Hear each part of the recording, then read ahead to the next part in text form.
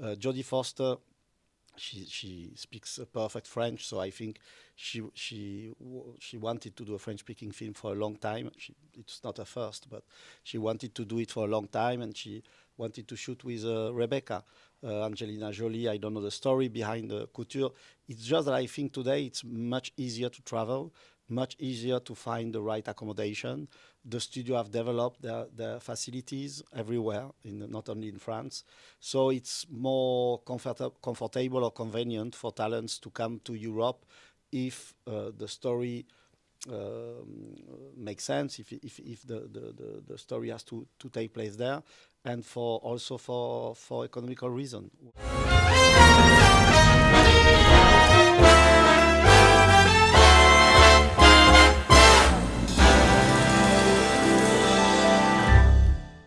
Hello, my name is Melanie Goodfellow. I am the Senior International Correspondent for Deadline for film.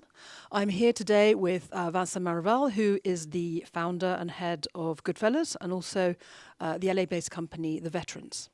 So we're here in Zurich for the Zurich Summit, which is an event that takes place every year where they bring European execs and Hollywood execs, and we kind of talk about different themes and crossover themes. And today we've been talking about the death of Hollywood. And I was asking you about, your experiences as a producer and sales agent who was working predominantly with art house international talents, and then you started going to LA and working increasingly with LA financiers and bigger projects.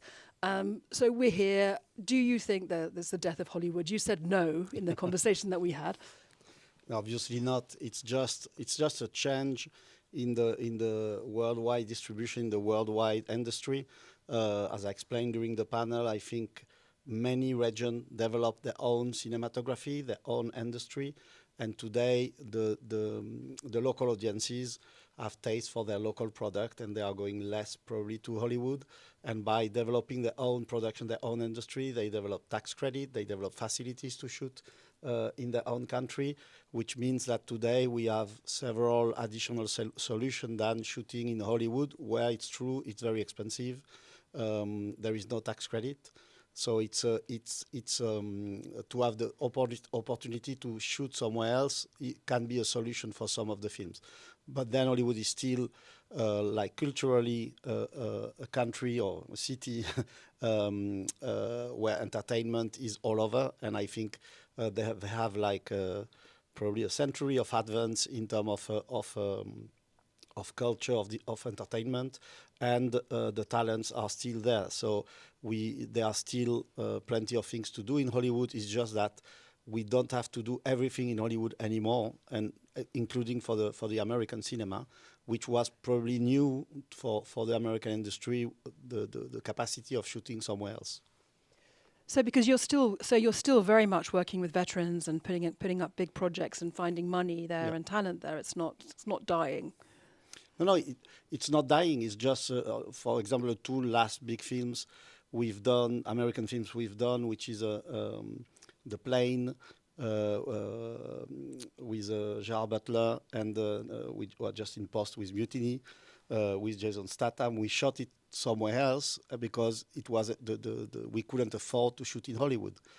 So of course sometimes it's driven by the story and you have to shoot somewhere else, but sometimes it's just to make the film possible. And Hollywood became very expensive to shoot, but there are some stories that have to happen there. For example, right now we are doing a Paper Tiger, the James Gray film, which is a story taking place in New York. We explore the possibility of doing it somewhere else, or doing it in Toronto, doing it in a different city, but artistically it was not making sense. So then you do it in the US, and then it's up to us to find a financial solution to do it where it's right to do in terms of storytelling or artistically. But it's true that today it's like Hollywood has some other solutions, and Hollywood became expensive. The way of financing films in the US, which is purely through the market and through the market players, makes it less, like I would say, less competitive. compared to a film you shoot in England with a 40% tax credit, with some UK institution investing in it, some European co-production where you can probably today do a UK film with 60% of soft money, and for the same type of film, somewhere you have to recoup 100% on the market, on the other one you have to recoup 40% on the market. So of course it's changing the competition. But then we also talked about the fact that, well, talents have been coming to Europe. It just feels like this week we had, like, this year, you had Richard Linklater with Nouvelle Vague, Jodie Foster with A Private Life, Angelina Jolie came and did Couture. So is that just by chance, or is that kind of part of a trend of talent leaving Hollywood? I don't think it's a trend. It's like we said on the panel, it's not new. I mean, we did The Artist, which was the contrary. It was Michel Hazanavicius going to Hollywood.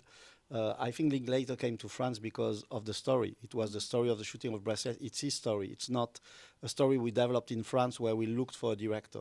It's his story, wanted to do it in France. So it's more, it's driven by the narrative.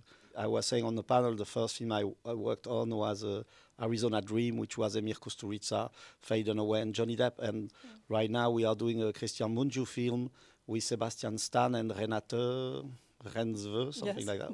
Right.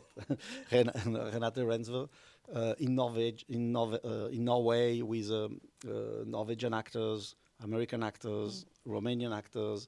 So it's I think everything became more international, and it's I see it as a positive thing. People are like crossing culture, finding story. There is a French film called Onoda that I love, which is about Japan. It's on a Philippine island about a Japanese general. So why is a French director doing that story? Why it's not a Japanese guy? Or I think it's and the film is great, and I think it's great that he found that story and he wanted to do it. I don't think there are borders anymore in terms of story you want to tell and actor you want to access to. So Nouvelle Vague and Vie Privée, Private Life are going into the Oscars, I think. What categories are you putting them in to? We are obliged to put it in different categories because they are French films. They are not selected by France. We prefer to select Iranian film or some foreign language film that have been produced somewhere else. So they will go, I mean, Private Life will probably compete for Best Script, Best Director, Best Actress. Nouvelle Vague, Netflix wants to put it in every category. The thing is, today, same thing. Everything has changed. In the last 5 years, you have one or two films in the best film category, which are foreign language. Last year, we had Emilia Perez and I'm Still Here ourselves. So that nationality thing became stupid, and the fact that our national center is not even respecting the Academy rules makes it even more stupid. So I think it has to change. I think it doesn't make sense anymore. Of course, we are disappointed not having our film select. We had another one, Arco, which was an animation film that we hope will compete for the best animation. That would have been a great choice to show how French animation is today a leader in a genre that is becoming more and more commercial in the independent ground. And I think it would have been a very courageous choice to push Arco, but it became, the nomination through countries became such a political thing where you try to arrange things to qualify whatever, that we will go to all the other categories, which is strange for 3 French films. So do you think that the Academy needs to revisit the best international film category? There are several things which I think first, it doesn't make sense anymore because more and more everybody is seeing foreign films. In the last 2 weeks, the traditional American film, like the Paul Thomas Anderson film with DiCaprio, which is a masterpiece, I've seen it 2 days ago, it's amazing, started at $20 million at the box office, while the week before, a Japanese animation started at $75 million at the box office. So everything has changed. Today, the audience is much more open to foreign language, or let's say foreign cinema. And the Academy itself is, I think it's around 40% people who are not American. So I'm not sure that category is relevant anymore. especially when you see that last year, 2 years ago, Anatomy of a Fall, which was not nominated by France, was among the best film nominees. So it doesn't, that category, I mean, showing that a French film could be nominated in the best film while it was not nominated by its own country should already explain that best international doesn't really make sense. You have directors like Panahi, for example, who are not going to be nominated by their country for political reason. They should be they should qualify. They should be able to compete, and not because not being nominated by your country doesn't mean you are not a good film. There should be the possibility of nominating 3 films when you have like 3 great Italian films, like it happened before, 3 great Japanese films. They should be able to all compete.